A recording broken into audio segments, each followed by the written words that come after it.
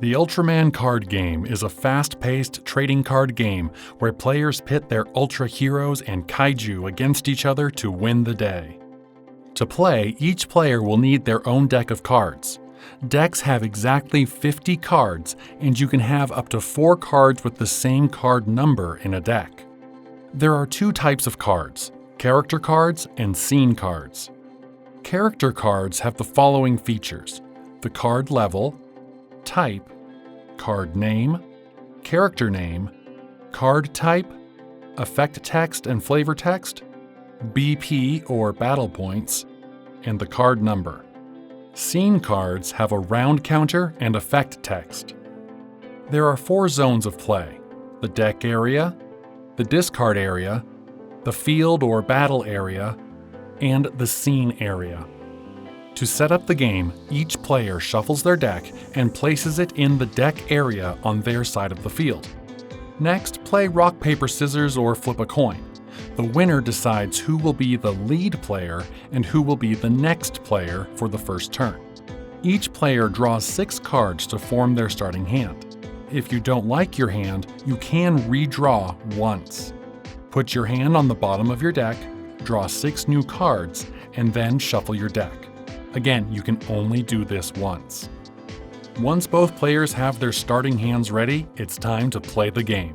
There are 9 phases to a turn. 9? I thought you said this was a fast-paced game. Believe me, it might sound more daunting than it really is. First is the start phase. In this phase, you confirm who is the lead player and the next player for the turn.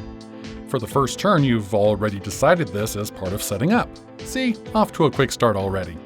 Next is the draw phase. Now, you don't actually draw any more cards on the first turn, so you move on to the next phase. Look at you go. Phase 3 is the lead player set scene card phase. A little bit of a mouthful, but it's pretty simple.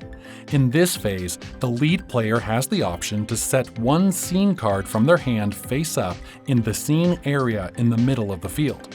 You can only set a scene if it's round, the number of glowing pieces in the bottom left icon, is less than or equal to the field round count. The field round count is the number of battles between characters on the field. So for the first turn, there are no characters in play yet, so the field round is 0, meaning you can only set a scene card with no glowing segments. Now, if you play a scene card, draw a card to replace it in your hand. Next up is the set character card phase. The lead player goes first. Set 1 character of any level from your hand face down in the battle area, next to your deck. Then the next player sets their character card face down opposite the lead player's. Now you move to the level up phase. You can level up a character you have placed by stacking a card from your hand with the same character name and exactly 1 level higher face down on top of it. You cannot level up by skipping levels or by using a card with the same or lower level. Each character in a battle area can only level up once per turn. The lead player levels up first, followed by the next player.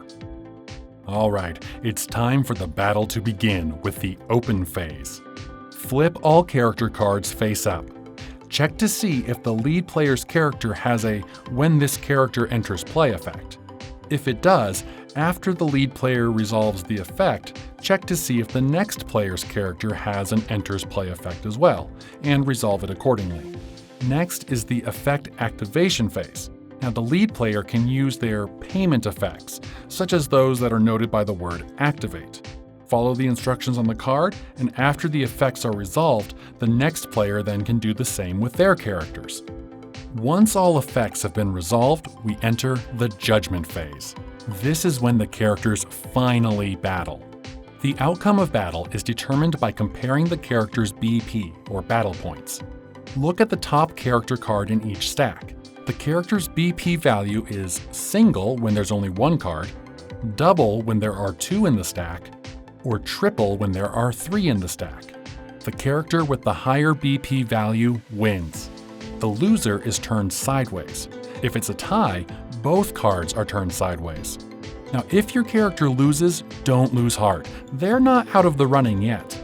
After the judgment phase, the turn moves to the end phase.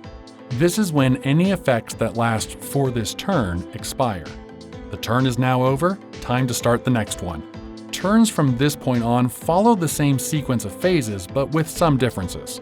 In the start phase, the winner of the most recent battle becomes the new lead player for this turn.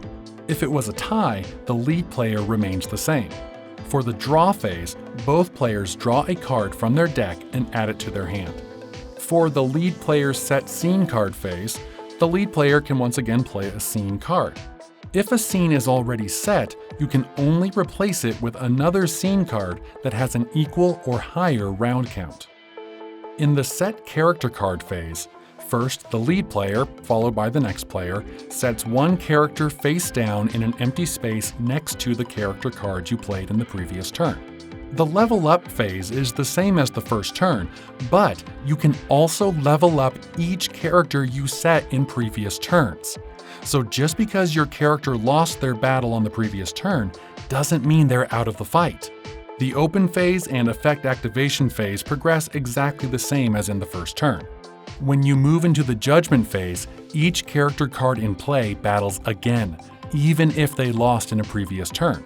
Compare the BP in all battle areas to determine the outcome of each battle.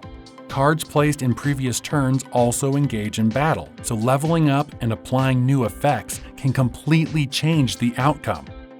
The end phase goes the same as in the first turn. Continue following the turn sequence from the second turn until a player wins. The player who wins 3 or more battles in a turn wins the game.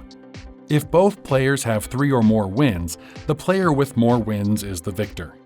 If they have the same number of wins, continue playing until one player has more wins. And that's all there is to it. It might sound like a lot at first, but once you get the flow, you'll find your games will typically last around 10 minutes or less. And with the customizable nature of decks, each game is dynamic, fun, and never the same twice. I hope you enjoy playing the Ultraman card game. If you have any questions about the game, let me know in the comments and I'd be happy to help out. And be sure to subscribe to the Montrose Game Corner channel for more how to play videos. Thanks for watching.